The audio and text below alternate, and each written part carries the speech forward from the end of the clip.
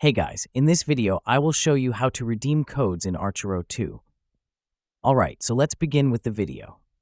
So first things first, you're going to have to get the ID of your account. To do that, you go to the top left 3 button and find Settings Options, and then you press that. Once you've done so, you'll be reached to your account where you can find your user ID.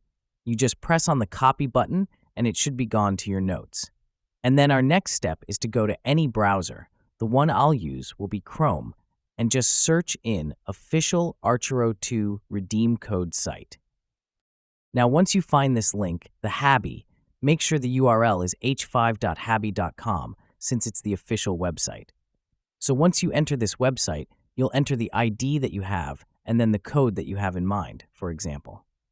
Now once you place your reward code, you place the verification code. Then press Redeem, and then press Yes.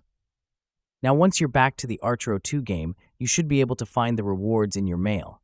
Unfortunately, the code I used was already expired, but if you do find a working code, use that one and it should work.